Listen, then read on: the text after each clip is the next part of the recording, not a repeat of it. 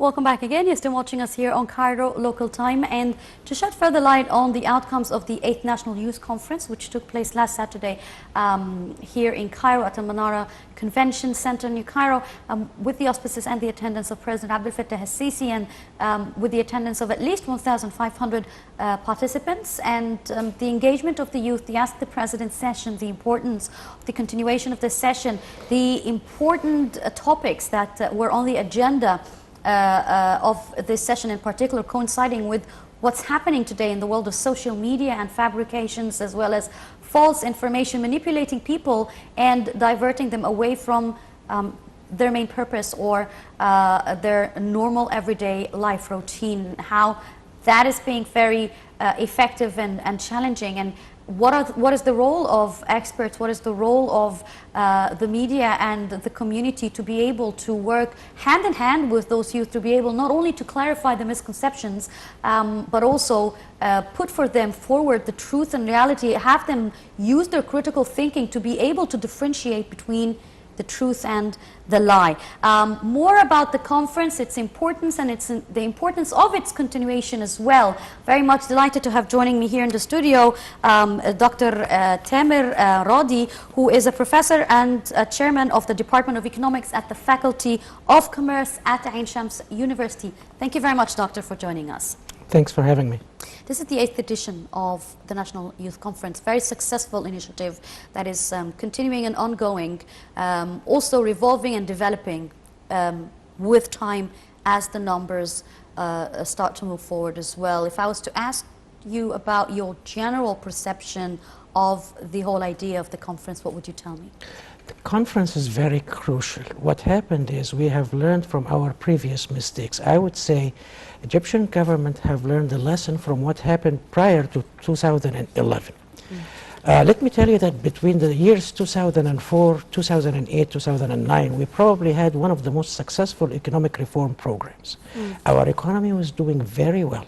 Foreign direct investment was coming in, gross development, GDP growth was very good, pretty high, the highest in years. But then people didn't really feel it.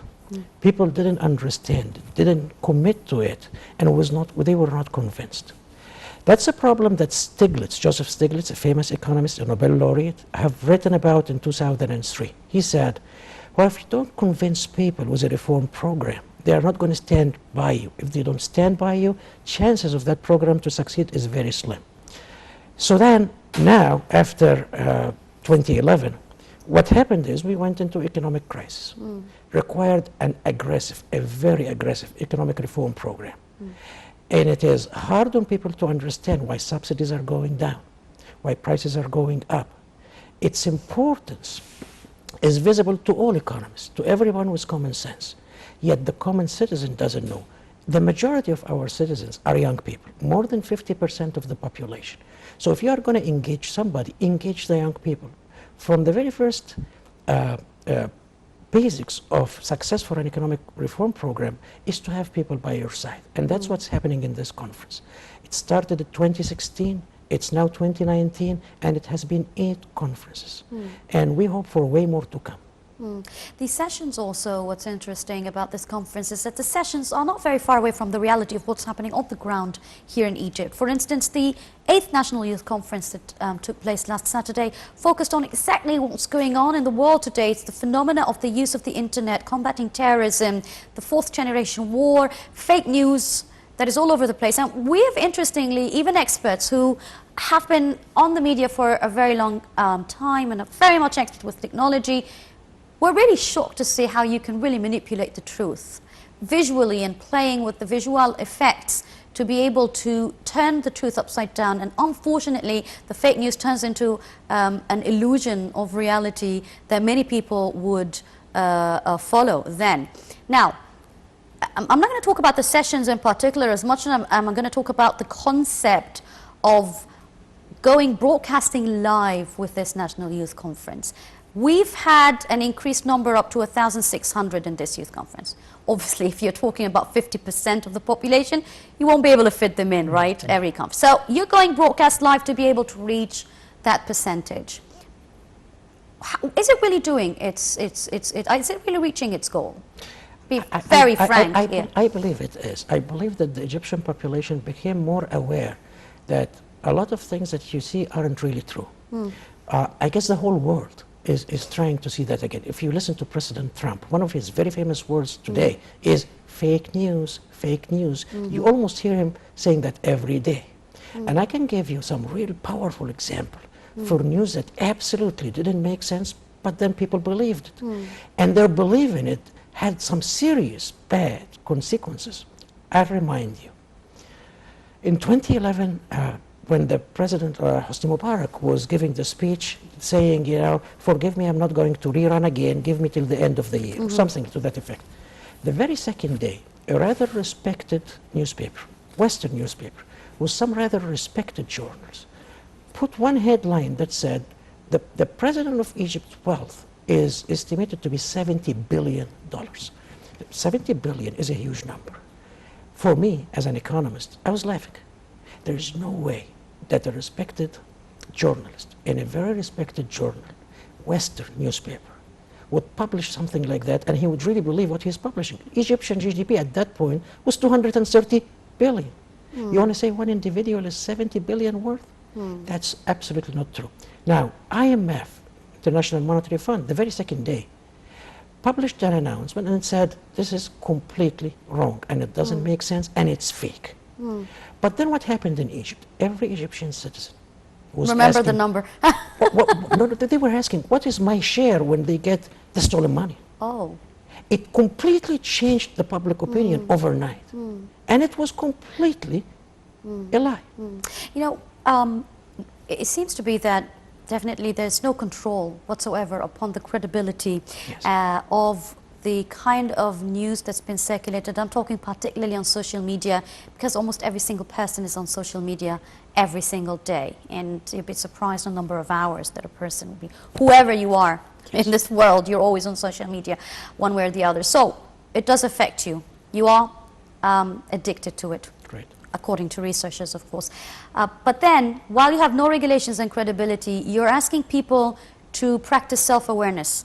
But that alone is not going to happen without experts. Even if it's youth who are attending this conference, to be able to participate in a form of committee or get together to be able to not only strengthen themselves against this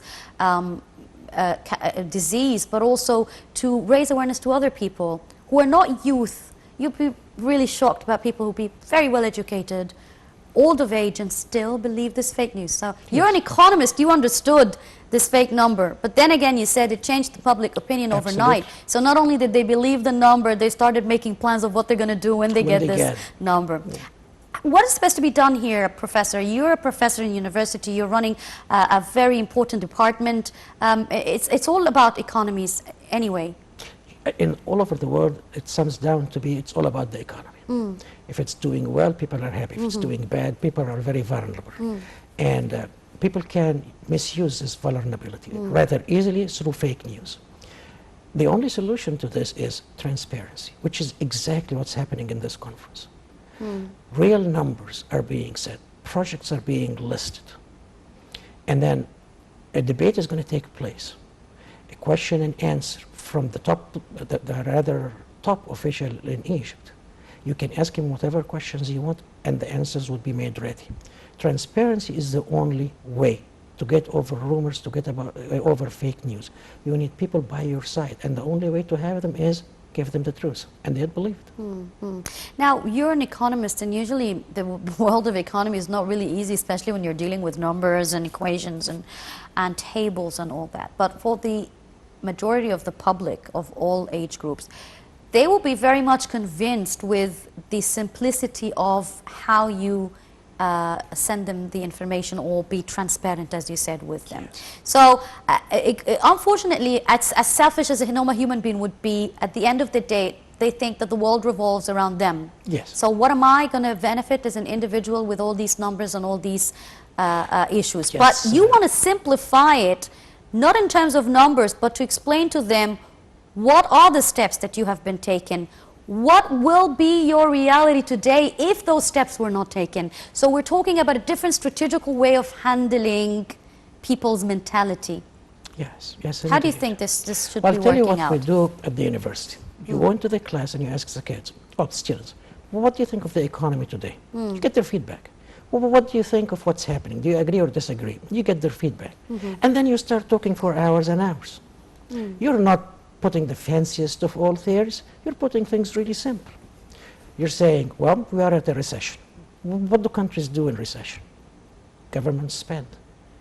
And they spend more in construction. Well, that's exactly what we're doing now. What is interesting about when you have this kind of discussion with your students? What do they tell you? I mean, how do they see the economy from their eyes? They can't afford buying a car, or they can't afford traveling abroad, or they can't. What kind of conversation comes to their head today with all what's happening when you mention the term, how's the economic condition going? What do they tell you? What I have seen within the last 2-3 years is a great shift towards being more optimistic. A little bit of reading, a little bit of class discussions. And what you end up with are people that are pretty much aligned with the economic reform programs. And when you take a public opinion, what do you guys think what's going to happen in the future? Is it going to be better? And the majority of the answer is yes, it's going to be pretty much better. Let me tell you, you're dealing with a different generation. Absolutely, completely different generation. They are very globalized. They can read. They can analyze for themselves.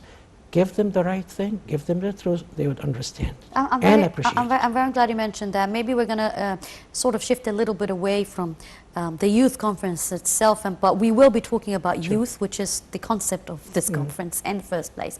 As a professor, when you mentioned thinking, we do not have this in our culture of using our critical thinking and our own analysis and weighing our logic in front of us. And I don't know, I think it's a community that is very pro-comic and pro... I wouldn't go that far. I wouldn't go to this... That's why I'm asking you, because you're a professor, maybe you can tell me. And Ain Shams University holds thousands and thousands of university students each year. Right. But I'm going to talk about things in general, all right? I'm going to talk about educational systems in most of the developing nations, not just Egypt, because we all face the same thing, pretty much the same. What happened is you had a history of providing free education. And you couldn't spend on all of it, so by the years, its quality has degraded. But what's happening now is a massive attempt to reform it from the school level, from kindergarten to level 12. You're trying to say, well, okay, let's get away from memorization. Let's get away from those things in which the economics didn't really work. The economics didn't work in the old fashion in which you have a teacher, you have a textbook made by the Ministry of Higher Education, you have to distribute all of this. Let's go digital. Let's apply some electronic exams. Electronic exams would cover the syllabus in a very critical... Let's have critical thinking. The way you pose the question, they would tell professors, go for a critical thinking analysis sort of question. Exactly. And you have the input and output, the intended learning outcomes, pretty much very well apparent to the teacher and the school. Now, taking that step at that level is going to take us a few more years. It's not an easy thing to do. Definitely. All right? But at the university level, if you look at it also, now we have new rules which made me very happy, because it said if you want to establish another private university, you have to align yourself in partnership with a very dominant international university. Otherwise, you don't get the license. Definitely. So now most of our new universities are combating this. To walk into a globalized age in which you're preparing your young and your youth to be citizens of the world, to compete, to have an edge. Maybe also a very successful initiative, another one by Egypt, is the PLP program, the Presidential Leadership Program. And you are not just empowering youth, you're also paving the way for them to prepare them for the practical political life. And that not only would it shorten down the number of years of experience that you would have to have in order to get there, but again, as you said, those kind of innovative ideas that would let you keep up with the world of globalization today on how to handle a leadership position at a very young age. Tell us about how you perceive the PLP program. Well, it became a very successful program. A lot of youngsters at the university are competing to get in. And a lot of young people at different ministries that are very talented are trying to get in. And there are professionals that scout universities and ministries to recruit people that can fit for such a program.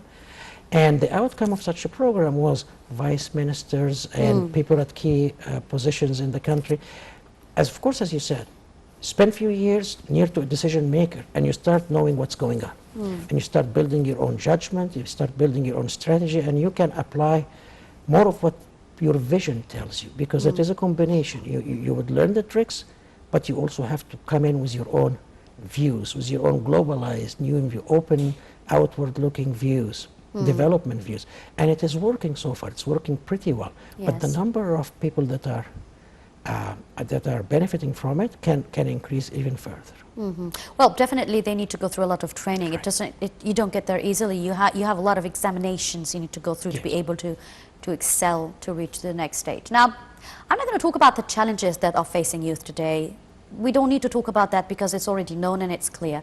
Any country that had faced a revolution and is going through a very strict reform program to be able to reach to the other side of this tunnel, the challenges are known. But I'm going to ask you as a professor, how do you see the country tackling these problems today?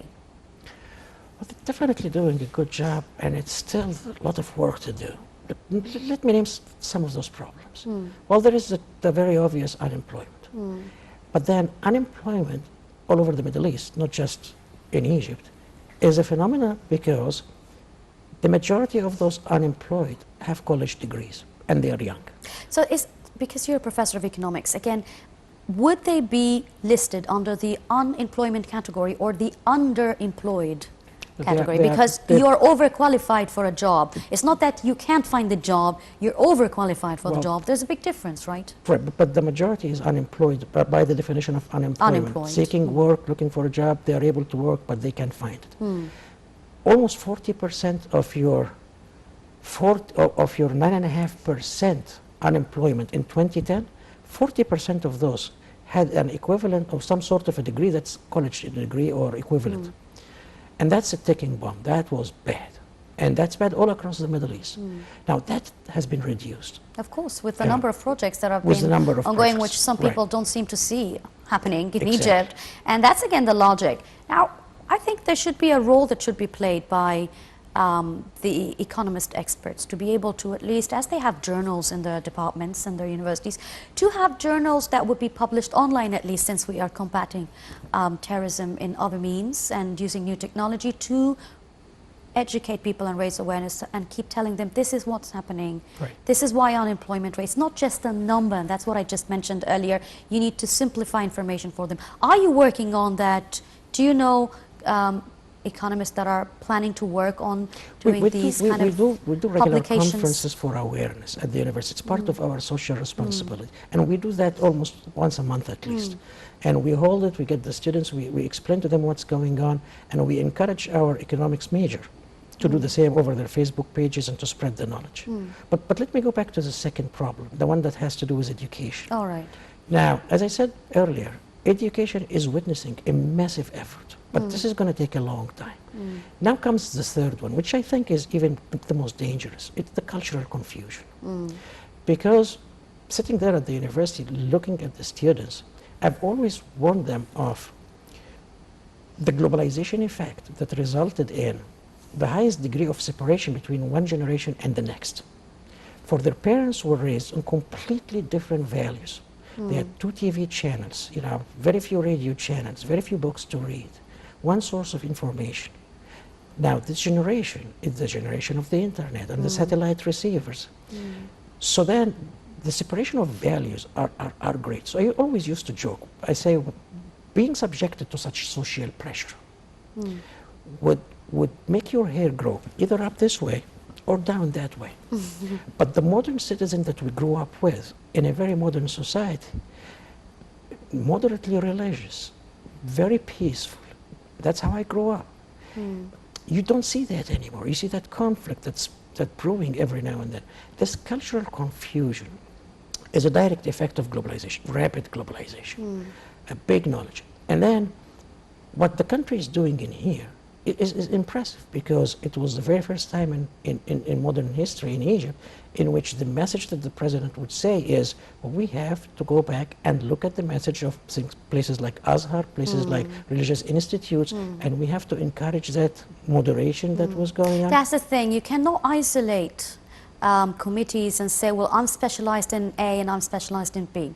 It all revolves around working and collaborating together to be able to bring up a healthy social, Absolutely. It's cultural, balanced it's educational, culture. it's economical. But then again, because, and you know, cannot disregard the fact that you're talking to over 100 million Egyptians of population. So there is this split of unfortunate social classes where you see those who are able to be educated in private schools and universities do somehow have a different culture when it comes to how they handle social pressure. I mean, in schools, in kindergarten, in foundation stage, they teach children about the safety usage of the internet, about the kind of information you do not find that in other types of public education. And that's a huge gap, because the child grows knowing that he is open to receiving anything that just hits him without critically thinking about it for a minute.